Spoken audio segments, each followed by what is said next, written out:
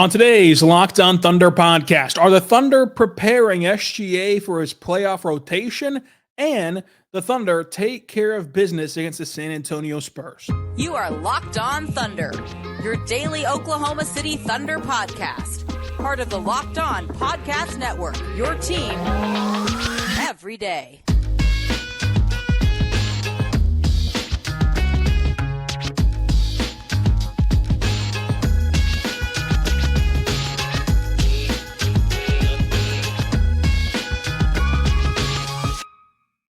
Let's get it going on the Locked On Thunder podcast, on the Locked On Podcast Network, your team every day. I am your host, media member, and Inside the Thunder beat writer Rylan Stiles. Follow me on Twitter at Rylan_Stiles. Follow the show on Twitter at LO Thunder Pod. On today's show, which is brought to you by our good friends over at FanDuel. Make every moment more. Right now, new customers get $150 in bonus bets guaranteed. That's $150 on the win or lose bet at FanDuel.com/lockdown to get started. We're going to talk about SGA and if the change in his rotational pattern is preparing him for the postseason. A big result out west in the tight Western Conference standings race, and the Thunder take care of business against the San Antonio Spurs. Now, look, I'm going to shoot you straight. This game against the San Antonio Spurs does not mean anything except for the fact that the Thunder took care of business. There's no granular take to be had. There's no massive rant to go on. There's no jumping off point into some just devolved, well thought out conversation about the Spurs game specifically. Credit to the Thunder, because we've seen teams this past week, Milwaukee Bucks, take on terrible teams like San Antonio, who are trying to give games away and lose. So it's always better to win games than it is to lose games. But I think that in totality, everything we say on today's show is going to be taken with a grain of salt inside the context of this Spurs game. Because the Spurs were a shell of their already bad team. They did not have any sort of effort defensively at all. Did not want to be there tonight. And the Thunder took care of business not only in getting the final score win, but in starting fast, a 13-0 run, and finishing strong to wipe the Spurs off the floor, run them out of the gym, and get to spend the second half resting. Chet Holmgren, who's on pace to play all 82 games, got much needed rest on a back-to-back. Second night of a back-to-back, got massive rest in the second half of the game. That's what you need. You need to find ways to get rest for those guys. Lou Dort takes the complete night off, a rest night for Lou Dort. That's huge. There was no one for Lou Dort to go out there and guard. No offense to any of the Spurs that played. Devontae Graham, shout out Jayhawks legend Devontae Graham. Trey Jones, right? Malachi Branham. But there's no one out there that you need to put Lou Dort on. You know who can handle Malachi Branham? Anybody on the roster. So you can get Lou Dort some time off. You can get Chet Holmgren a second half off. And you can play SGA just 26 minutes. And play J-Dub just 26 minutes. After they had a week off last week, they're able to play, get some tread on the tires, but not overextend, not overdo it in this win over the Spurs. So I'm not going to sit here and sell you that this Spurs game is some poetic encapsulation of the 2023-24 season. But there are some interesting facts, and we'll start with SGA. We'll move to Gordon Hayward. We'll move to Josh Giddey, and then we'll move away from this game to a result outside of this one that has a lot of bearing on the Thunder's playoff standings. SGA, yet again, it happened in New Orleans. It happened against Sacramento. It happens in this game, where he leaves the first quarter early after, for the last 2 years, rhythmically playing the whole first quarter, coming in with about 6 minutes or 5 minutes to go in the second quarter, and then doing it all over again in the second half, playing the whole third quarter, coming in with 6 or so minutes to go in the fourth quarter. Now, over the past 2 games, and of course in New Orleans as well, you've seen the Thunder take him out of the game in that middle stretch of the first quarter, and they put him back in there for the final 2 minutes of the first. But I think that is somewhat, I project that somewhat to be in preparation of the playoffs. Because if we can all agree that superstars like SGA are required and asked to play more and more and more minutes, how can you find time to rest them if they play the entire first quarter? Because your hope heading into every game is that at worst, you're in a position in the fourth quarter that you're playing a competitive game and you need your superstar the rest of the way. Right? Now, obviously, ideally, you blow out every opponent and waltz your way to 16-0. That's not going to happen. So you just hope that you can keep games close enough to where when the game hangs in the balance in the fourth quarter, your stars are better than their stars. And how do you get there without playing Shai 48 minutes? You get there by taking him out in the middle of the first quarter, putting him in to end the first quarter, and then still resting him to start the second quarter, but you bring him back around the 8-minute mark. Similarly, in the second half, you play him for a large chunk of the third quarter, you take him out, bring him back with 8 minutes to go to close out the game. And so this is a way for you to get the best of both worlds. I think that it could be a pattern that we see in the playoffs. Now, when this happened in New Orleans, I wasn't so sure if this would continue or not. It would be something that you want to look at, something you want to get SGA accustomed to, because first and foremost, if he's only ever accustomed to playing 12, 5, 12, 5, it's not going to work out that way. It's just not going to work out to change that on the fly. You're kind of pigeonholing yourself into that.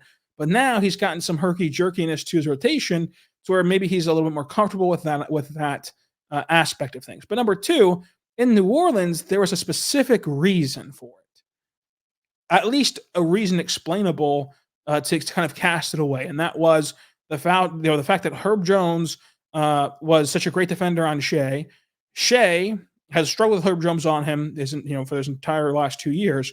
And J-Dub had it cooking early. So you let J-Dub keep the hot hand. You take SGA out early. SGA returns now with Herb Jones on the bench, and now you've gotten the best of the hot hand in J-Dub and a better version of Shai not having to be tasked with going up against Herb Jones. There's not that explanation here other than, hey, this could be a playoff look.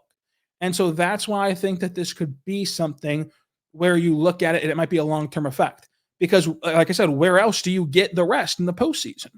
Postseason timeouts, I think the TV timeouts are going to be a little longer, of course, because you're on national television compared to just being on regional television for the majority of this season. That'll help.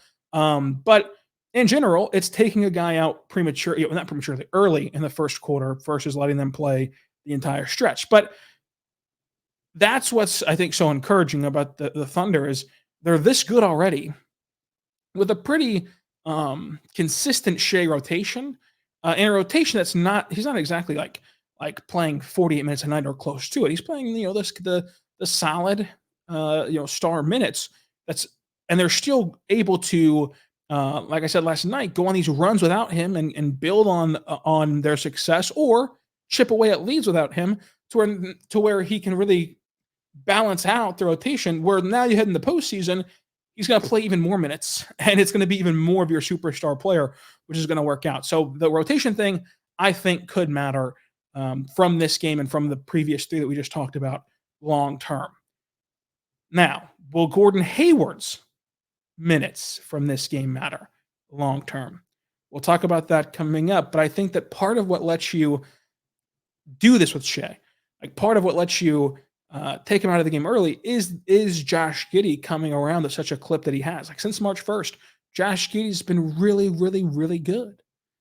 And so you can now turn the keys over to him at the end of the first quarter, at the middle of the first quarter, still carry that momentum and that tone set by your full complement of starting 5, and then let SGA deliver a blow and hopefully a right hook to the other team in the final couple minutes of the first quarter while Josh Giddey gets his rest.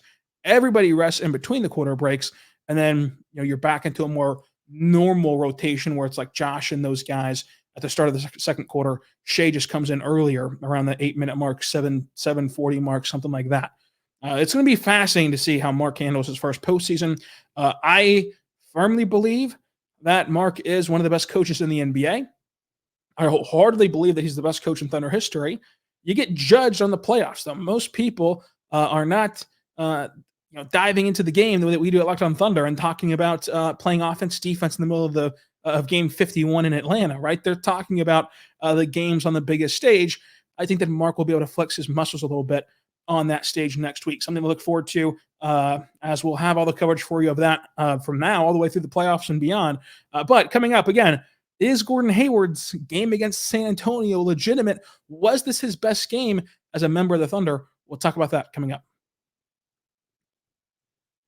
But first, I want to say right now about our good friends over at Nissan. Nissan's awesome, and you should check them out today because if you're looking to push your adventure to the next level, you should go to Nissan and have their huge lineup of SUVs that have the capabilities to take you to the next level, no matter what you're looking for. So if you're looking for the 2024 Nissan Rogue, it's the perfect SUV for city drivers looking for the great escape.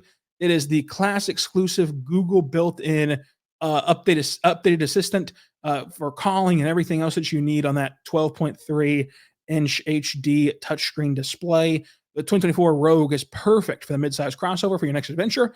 Or check out the Nissan Pathfinder. The 2024 Nissan Pathfinder has room for up to 8, an expansive cargo capacity, and advanced available 4x4 capacity as well. And it has a 284 horsepower and up to 6,000 pounds towing. When adventure calls, Pathfinder is there to answer it. Take the Nissan Rogue, Nissan Pathfinder, or Nissan Armada for the next big adventure at shopnissanusa.com. That's shopnissanusa.com. We're back on the Locked On Thunder podcast on the Locked On Podcast Network, your teams every day. Thank you so much for making us your first listen every single morning, every single day. We're here for you, talking Thunder basketball. Subscribe for free across all podcasting platforms so you never miss an episode. Was Gordon Hayward's game legitimate? He took 8 shots in this game in 19 minutes on his way to 18 points as he goes 4 for 6 at the free throw line, a rebound, and a steal in this contest. I'll tell you why I like this from Gordon Hayward. Last week, we did a show where we discussed Gordon Hayward in Boston and how discouraging it was that he went 0 for 4 in Boston with no one else around him, and how that was a consistent pattern of him not looking comfortable, not looking confident, and not looking to gel as a role player. First time he's been asked to be a role player in his career. It's a very tough adjustment. He had 7 weeks of no basketball, which is going to be tough. And you come off those 7 weeks of no basketball, folks, and you're asked to play with a rip-roaring young team. Very difficult. But with all the qualifiers available to you, that's still not good to go 0 for 4 when there's no GW, no Shai on a team that was lacking offense. The reason I'm cautiously buying in, and this puts us in a very tough spot for Stock Watch tomorrow, because Gordon had the game that makes you go, makes you go, You don't want to go overboard. We're not saying Sharpie him in for 30 minutes in the playoffs.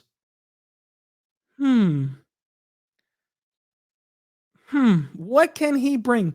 Because the reason I'm not just totally dismissive of this game from Gordon Hayward, I'm glad you asked rhetorically. Against Indiana, I get it. He's in his hometown, so he's probably fired up. Against Indiana, before his injury, go back and watch that game. He took 4 shots in the blink of an eye compared to an entire Boston game where he could hardly get shots in the air. He had an and one mid-range shot at the elbow. He got fouled, hacked to the line, and so on and so forth. And then he sustains an injury. So he was already not turning the corner. That's premature, but he was already showing signs that of someone who could be more aggressive offensively. Then he gets injured, doesn't play against Charlotte, doesn't play against Sacramento. Comes back today and looks exactly as he did against Indiana. Was that indicative of some sort of magical elixir that got expressed to him after the Boston game? Was that a telltale sign that maybe, just maybe, after a few weeks of passiveness, there was some communication that would suggest that he's found his role maybe better in that Indiana game and in this game. So it becomes more important to watch Friday's game. It becomes more important to watch Sunday's game if anyone plays in that game. We might be hurling ourselves toward OKC Blue versus Texas Legends on Sunday, but that would be a great time. I would very much enjoy that. But if Gordon Hayward is going to play this way, it really opens things up in the playoffs. Because just, 26 hours ago, Mark was asked about the playoff rotation and the possibility of playing Hayward in that rotation. And he was, very much calculated and talked about how it's tough to tell if anyone will play in the playoffs without knowing the matchup, without knowing what the game's dictating and the game's calling for. But obviously, it's not as though Hayward or anyone else is going to be just stapled into the lineup. I think that if Gordon Hayward can play like this, though, where he's aggressive off the catch, where he's looking to score in his moments, where he's still having that great feel for the game and not overdoing it, it's the perfect balance of aggressiveness and using his playmaking ability. If he can play like that, then the ideas on paper come to life. And they come to life in live Technicolor if you're able to get the Hayward games. Because right now, the baseline for Hayward is still a net positive. Now, is as great of a net positive as we once envisioned back at the trade deadline with sugar plums dancing in our head and sparkling water next to us? No, it's not. It was never that good yet. We've not seen this amazing, almost, paradisical, it's not a word, almost blue Hawaiian level of success, right? We were not living on a beach, right, in blue Hawaii. But we were experiencing quality minutes. We were experiencing Gordon Hayward, who, while it was frustrating that he wasn't shooting the basketball, wasn't scoring, he somewhat surprisingly fully caught on to the Thunder's defensive schemes and fully caught on to the Thunder defensively to be, at worst, a passable defender, at best, a nice impact defender as a team defender. And then on the offensive side of the ball, offensive end of the floor, the attention that he drew just as a threat of standing out there opened things up and unclogged the lane for a drive-heavy, cut-heavy offense. So that in and of itself is a positive. If you get now a more aggressive version of Hayward, then we start to get closer to moving over to Blue Hawaii territory. We start to get closer to living in paradise with what we once thought was going to be a fantastic trade, and now has been bludgeoned down to as a fine trade. It was a good trade, right?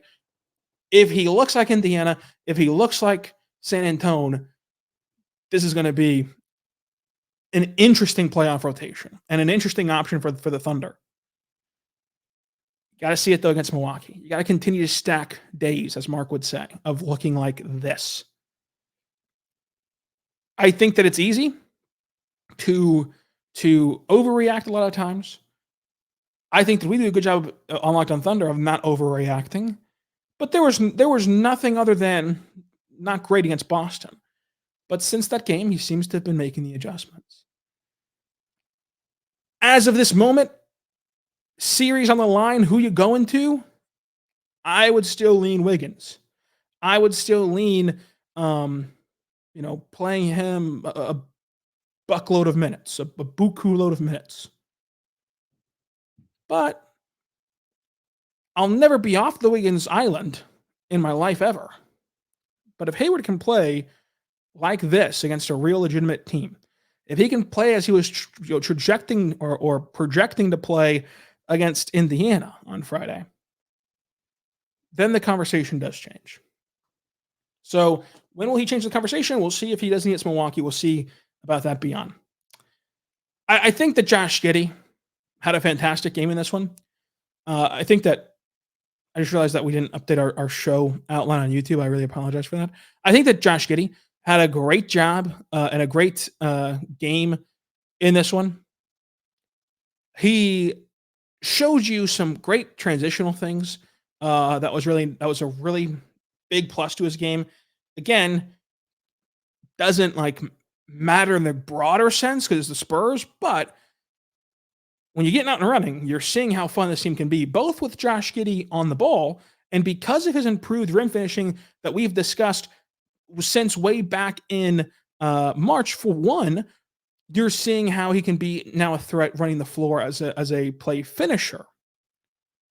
So I think that the Josh Giddey game is legit. And the thing about the Josh Giddey game, there were two plays that stood out. And the reason why I'm willing to buy into them wholeheartedly, whereas with Gordon Hayward, am I buying in, full out buying in? No. I'm I've put that stock as a little watch tab, right? It's like when you're playing fantasy football or fantasy sports in general, and a guy has a big week, like a couple touchdowns, and he's averaging 5 yards a carry, whatever. Let's see how he does next week. Let's put him on the watch tab. Let's see if he's still around next week and if he still has a good game. As you move with the waiver wire, I'm watching Gordon Hayward. I'm not buying Gordon Hayward yet. I'm all in. I'm all in on Josh Giddey for a few plays in this game. Number one, nearly had a triple-double again. Arguably should have had a triple-double with some of the potential assists that were not cashed in on. 20 points, 12 rebounds, 7 assists, and a steal. The first play was just this transition three. As one made three the night, 1 for 3, was this transition three where he gets the head-to-head pass, and he has the ability to either drive or to play a two-man game as a driver where he's looking to pass, or just go up there and finish at the rim, or do what he did, which is catch the head-to-head pass. He's in the slot, throw up the three, and see what happens. He hit the three, threw the three up, and that's a play that can really change things. Number two play that happened was a similar play to that one in the sense of he gets the ball kind of in the high post, works it down to the elbow, a little bit past the elbow, and decides to just shoot this mid-range jumper and hits it. The confidence he's playing with and the results he's getting. Way better results at the rim, way better results in transition, way better results from three, way better results as a physical player on the glass, way better results as a team defender, way better results as a live ball passer, and just way better results overall. Every single box is checked, indicative of that rim finishing. Not only is the ball going in the hoop more, he's going toward the hoop harder. He's hurling himself toward the basket, and it results in another game where he once again gets to the free throw line. Josh Giddey and SGA. One, Josh Giddey plays more minutes than SGA, but two, Josh Giddey and SGA have the same number of free throw attempts in this one. Both went 5 for 5 at the charity stripe. That is a direct correlation and direct result to Josh Giddey putting his head down and getting toward the basket as this just 6'8", he claims he's 6'9", guard. That's the advantage that you create at that size. And he's, since March 1st, had the best rim finishing stretch of his career and has finally understood how to use his body, how to seal off defenders, how to gain leverage, how to get a step on guys. All this stuff has been repeated for over a month now, and there's no projecting it to stop. The thing that I would say is that this is the best game we've ever seen Josh and Shai play together. Product of the Spurs a little bit, but also product of them. We say things like that, like, oh, this is the best game of Josh and Shai, which is true. Best game of Josh and Shai, I think that they played together in recent memory, and I think probably overall. They also haven't had time. I think that we can get caught up in covering this team every day And the only way I can cover this team every day, guess what? Is by you listening to the show every day. And so every day for the last 3 years, you've been hearing about Josh and Shai. Josh and Shai. Oh, Josh and Shai. I forgot what song I'm trying to sing that's a real song. It goes like that. I heard it in Full House one time. Dockla Shame? Is that the song? I don't know. Anyway, you've heard about this duo for such a long time that it feels monotonous. It feels like it's getting old and like, we've had such this great sample size. When you really take a step back and look at that duo, because of injuries, because of whatever that you want to talk about down the stretch of seasons, because of all these things, you didn't, that first year doesn't even count. That Josh's rookie year does not count as a budding duo of him and Shai. You go into year 2 of his duo with Shai, and you're expecting one thing, then you get the emergence of J-Dub, and then it changes in the middle of the season. And then year 3, now you're incorporating in a new version of J-Dub, and so on and so forth, to where we still have not gotten a consistent runway of what these two players are together. And since March 1st, Josh Giddey has been good with Shai and without Shai, but that duo can really work. And you're seeing how this team can really work together. And it makes you wonder if this will be a team that goes on a magical run, because what are they missing in the grand scheme of things? I can already hear you typing. I can already hear it. You're clacking away on a keyboard that sounds like it's a 1970s typewriter. They didn't have typewriters in the 70s, I don't think, still, but nonetheless. What about the rebounding? Rylan, the rebounding. Rylan, how can you say that they have everything that they need when they don't have some big, strong rebounder? That's ridiculous to say. They don't have the size. They don't have the experience. All right, Cletus, I'm going to tell you. Hard truth is, they can't fake their birth certificates, so the experience part, throw it away. And for this specific team, they have shown a legitimately uncommon maturity. It's a buzzword around these parts, but it's true. So the buzzword ceases to be a buzzword if it's true. And for the size complaint, I hear you. It's also disingenuous to point out the size issue without also pointing out all the ways that they make up for that size issue, from turnovers, from deflections, from blowing up possessions, from playing buckle down defense, from getting out and running you off the floor and swarming the paint and flustering big men. It's this a little disingenuous to mention that, but still, I hear you. If you're going to type that away and say, well, they don't have everybody, they don't have experience. If you're going to type that away, feel free. What you should also do, though, is leave a secondary comment and go through every single team in the NBA postseason. So I should see a secondary comment of 20 teams laid out, and you tell me what they're missing. You tell me what's going to hold them back. There's going to be a heck of a lot more teams with 3+ issues than there are of teams with 2 or less issues, and there's going to be 0 teams with no issues. 0. Even the almighty Boston Celtics, who I believe is undisputedly the best team in this league, consistently have been this season the best team in this league, even they have things you worry about. So they're not perfect. No team is. No person is. But this team is capable. Capable, not perfect. We'll talk about a result that arguably was perfect for the Thunder coming up. I want to tell you right now, but our good friends over at FanDuel. Check out FanDuel right now because they're great. It's playoff time in the NBA and NHL. Baseball's in full swing as well. The Royals, red hot Royals. Do not let the Royals get hot, folks. Red hot Royals, full swing. FanDuel is allowing you to place a bet on every game in this one place. Right now, new customers get $150 in bonus bets guaranteed. That's $150 in bonus bets, win or lose. But on anything from slap shots to home runs to slam dunks, all on the app that is safe, secure, and easy to use. What are you waiting for? Visit FanDuel.com/lockedon to make your first bet on an automatic win. FanDuel, America's #1 sports book. FanDuel, America's #1 sports book. We're back on the Lockdown Thunder podcast on the Lockdown Podcast Network, your teams every day. So the Spurs game, great job for the Thunder, taking care of business. They're just wiping the floor with the Spurs. Isaiah Joe off the bench continues to shoot the ball well in this stretch, coming back to form at the right time. Adam Flagler, shout out. First career points as a three-pointer. What else would it be for Flagler? That's a great story, great guy, great story on Inside the Thunder coming up about with quotes from Flagler from the pregame locker room and Lindy Waters about the traveling in the G League and just a fascinating story on what the G League Blue have had to go through to get to Game 2 of the finals, which is tonight. So make sure you're in the Paycom Center. I'll tell you this: if you're in the Paycom Center tonight at the Blue Championship NBA G League Finals, and you come to section 108 and go to the very bottom in the caddy corner, I will be there. You can ask for a Locked On Thunder sticker, obviously for free. Just if you go to the Blue game, get you a Locked On Thunder sticker for free, just to go support the Blue.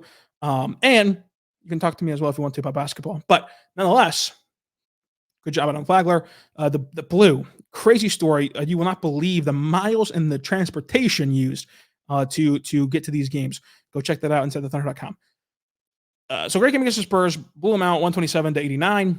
There was a serious debate on Media Row if the Spurs would hit 30 points in the first half. Narrowly, they did. Denver, Minnesota, big result in deciding the top of the Western Conference. You had Denver getting the win. This puts Minnesota a game back of Denver. This puts Oklahoma City a game back of Denver. And of course, Minnesota, as of now, has the tiebreaker because they split the home record. I'm sorry, they split the head-to-head record.